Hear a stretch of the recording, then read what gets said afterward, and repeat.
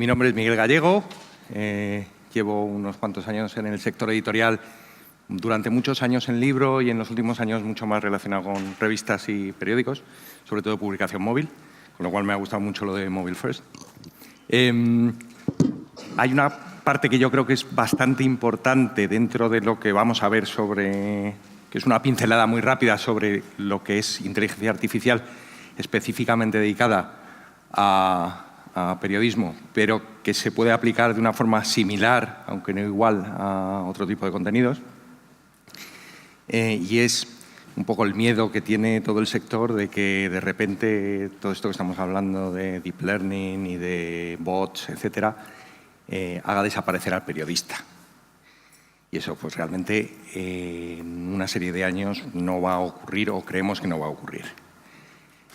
Bueno, esta es la evolución que teóricamente ha tenido el periodismo en el siglo, a finales del siglo XIX, principios del siglo XX, desde el fotógrafo que iba corriendo a todas las esquinas para ir captando las imágenes que en aquel momento empezaban a reflejarse en los periódicos de una manera habitual, que en aquel entonces resultaba una locura tener que sacar cada día una edición porque los procesos editoriales eran muchísimo más complejos, y cómo ha ido derivando a un tipo de gestión que, a fin de cuentas, si os dais cuenta, lo único que ha cambiado en el periodista es las herramientas que utiliza durante todo ese proceso, pero está haciendo el mismo contenido o casi el mismo contenido, excepto en la última parte, que hacía hace unos años: texto, fotografía y, en este caso, últimamente vídeo. Y pasamos a algo que en su momento fue como una gran noticia. Estamos hablando, si os fijáis en la fecha que está puesta encima de la nota, es el año 1981. Y la gran noticia era que los periodistas iban a escribir con computadoras. Ni siquiera les llamaban ordenadores, sino con computadoras. Vale. Claro, en aquel momento ya en las redacciones empezaba a moverse muchas cosas.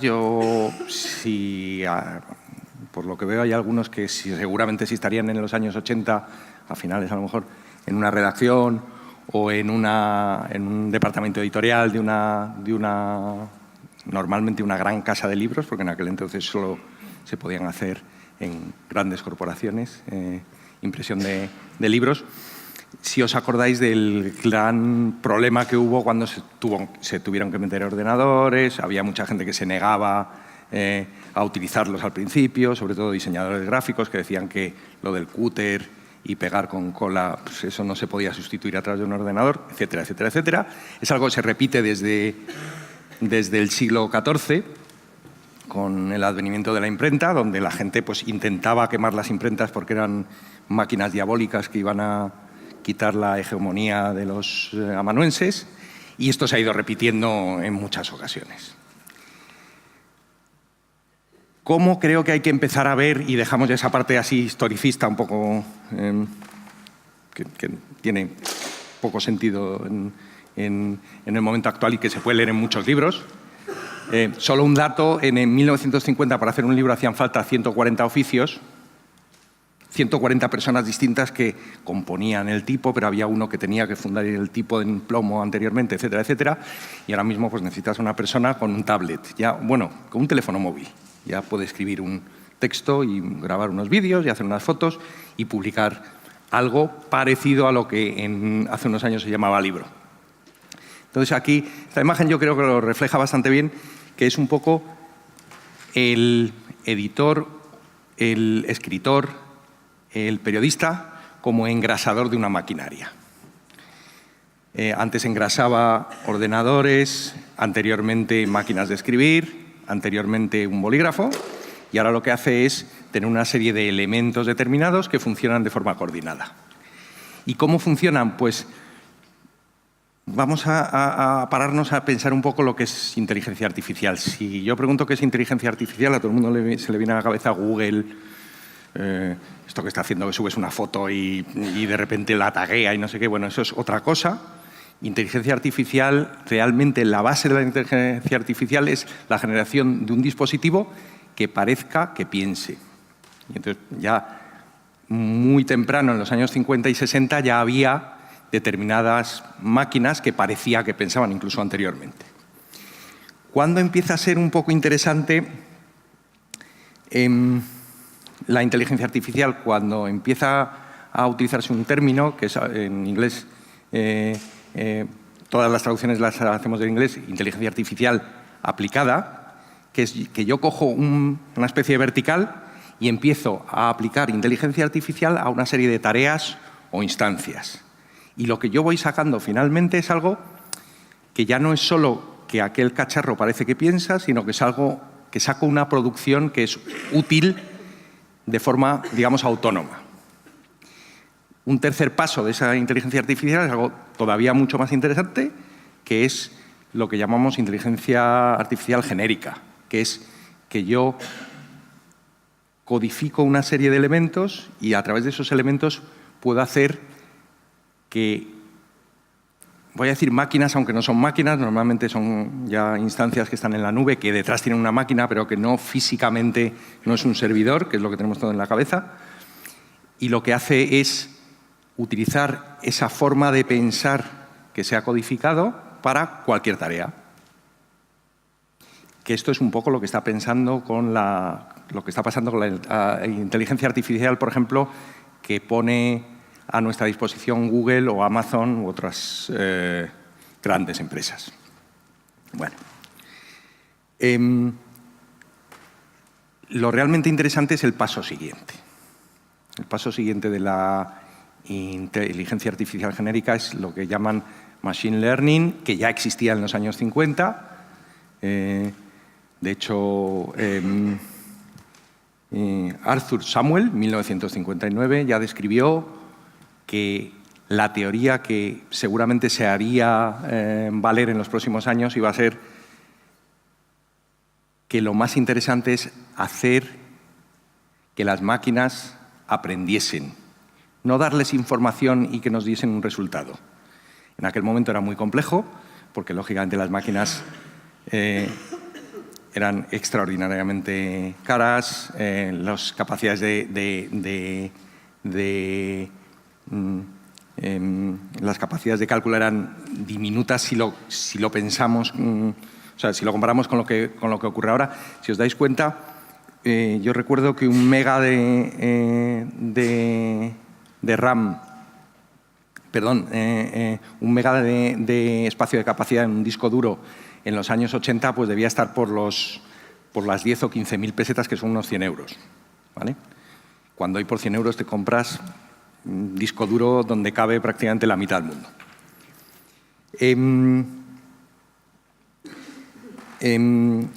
¿Cuándo se da el gran salto en la inteligencia artificial y en general en la posibilidad de hacer una analítica, un análisis de datos distinto del que se hacía hasta ahora? A partir de los años 90, con la salida de Internet, lo que yo tengo son las dos partes. Empiezo a tener capacidad de cálculo y empiezo a tener cientos de miles de datos que yo puedo analizar.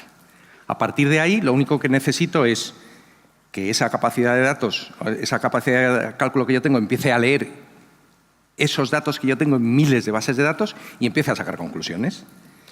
Ahí es donde realmente empieza el deep learning, que significa que mientras nosotros normalmente somos capaces, como seres humanos, de manejar una serie de datos determinados, una máquina rastreando todo el día miles de bases de datos puede generar patrones mucho más genéricos, generalistas y, por lo tanto, mucho más exactos que una persona. Bueno, ¿y esto para qué nos sirve en el mundo real? Pues, entre otras cosas, para una cosa que luego hay gente que va a explicar mucho mejor que yo, y es para que, por ejemplo, yo tenga una serie de elementos que no sé muy bien qué hacer con ellos. Por ejemplo, una imagen donde, o un banco de imágenes con 3 millones de imágenes que yo no puedo, como empresa. Uno de los casos clarísimos son grandes compañías de medios que tienen una gran cantidad de elementos en su archivo que no pueden metataguear porque vienen desde los años 30 y tendrían que meter a 2.000 personas a meter metadatos, y hay algún caso que seguramente nos explicarán de Biblioteca Nacional que va por ahí. No se tiene ni el dinero, ni el personal, ni el tiempo para hacer esto, y a través de este tipo de sistemas se puede hacer de una forma relativamente sencilla. No creamos, o yo no creo que, y esta era lo primero que he dicho cuando he empezado la mini ponencia, que es muy genérica, que realmente los robots vayan a sustituir a los periodistas completamente. Lo que van a hacer es darle una serie de herramientas que les van a facilitar su trabajo de tal manera que lo que antes a lo mejor se necesitaban 10 personas para cubrir un área determinada de un periódico, pues ahora se necesiten muchas menos. Y hemos dado una serie de pasos, y con esto prácticamente voy a acabar, me falta muy poquito, y es todas las especificaciones que se han ido dando siempre de periodismo 1.0, periodismo 2.0, acabamos de pasar el 3.0, que es el de la socialización de la información. Es decir, es más rápido una persona sacando una foto y un vídeo que un periodista, porque el periodista no está allí. Y esa foto y ese vídeo, y lo hemos visto hace muy poquito en televisión con los volcanes, tanto en Hawái como en Latinoamérica, que realmente los que han roto la noticia no han sido periodistas. Era gente normal que estaba allí con un teléfono móvil.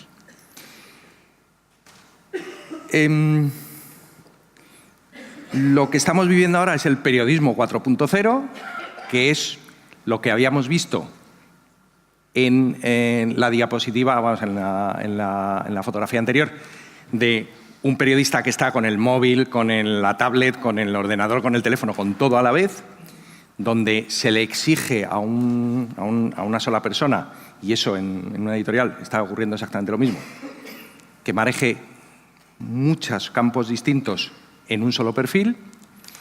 Y realmente lo que va a ocurrir en muy poquito, que está a la vuelta de la esquina, es que el periodista va a ser una persona que va a tener que saber codificar, porque va a tener que generarse sus bots, es decir, va a tener que generarse esos robots para que le avisen de lo que él va a tener que informar.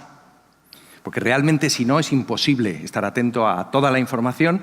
Tweet va a ser más rápido que tú. Hay determinadas empresas que lo que están empezando, y no es que lo diga yo, porque si lo dijese yo no tendría ninguna trascendencia, pero Washington Post, por ejemplo, ya está utilizando bots para adelantarse a determinadas noticias que van a salir en 6 o 7 minutos, gracias a que tiene una respuesta muy pronta a través de tweet. Entonces, va a saber qué es lo que va a surgir como noticia dentro de 10 minutos.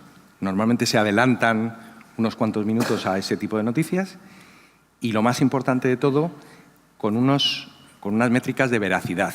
Es decir, dependiendo de dónde venga esa información o ese conjunto de informaciones, yo le doy un valor de si esa noticia es una fake news o realmente es una noticia de la que yo me puedo fiar. Algunos de los programas, digamos, que han desarrollado medios de comunicación, Newstracer, de Reuters, que es esta herramienta que lo que hace es buscar en tweet para ver tendencias que van a ser trending topics en pocos minutos y darle una validación para que el propio periodista pueda empezar a meterse en ese artículo y poder sacar un artículo de una forma mucho más rápida que otros medios, con lo cual valida la veracidad de esa información y además se adelanta unos minutos a otros medios editoriales que van a dar la misma noticia en muy pocos minutos. De hecho, por ejemplo, se adelantaron en 9 minutos a cualquier otro medio en el mundo sobre la matanza del Chelsea, del equipo de fútbol. Heliograph, que es del Washington Post, que es, claro, aquí no os podemos enseñar ni Heliograph ni nada porque es un código, ¿vale? O sea, está ahí puesto en un grupo de servidores en la nube y no se puede enseñar nada. Pero realmente Heliograph lo que hace es generar noticias de forma automática y el Washington Post ha hecho una métrica de qué es lo que pasó en noviembre del 2012 con las elecciones y qué es lo que pasó en el 2016. En 2012, 4 periodistas en 25 horas consiguieron sacar un 20% de toda la información que se había generado y de todos los datos que se habían generado por las elecciones. En 2016 se hizo un mapa de todas las elecciones en Estados Unidos. En muy pocos minutos se escribieron 500 artículos en 4 horas con 500.000 clics en tan solo 2 horas de esos 500 artículos sin intervención humana. Sin intervención humana. Eso significa que llegas a mucha más gente con muchos menos recursos. Los recursos normalmente, y es algo que hablamos en su momento, o hablé yo en su momento con Daniel hace unos meses ya, realmente los recursos hay que meterlos en cómo diseñas ese proceso para llegar a esa información muy rápido en el momento que lo necesitas. ¿Vale? No tanto en hacer el trabajo de pico y pala, que no tiene demasiado sentido porque una máquina lo hace mucho mejor que tú. Ahora, ¿podemos poner el vídeo, por favor?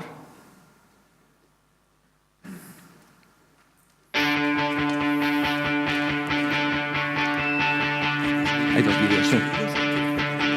No, pueden ir seguidos.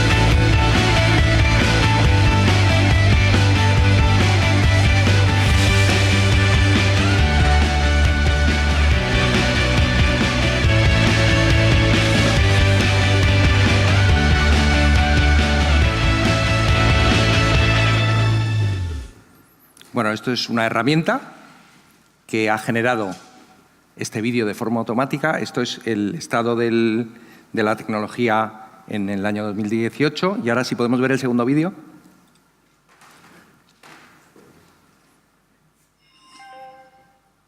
Five thoughts on Ohio State and the BCS after Alabama remained on top of the college football world with a 38-17 win over LSU on Saturday night.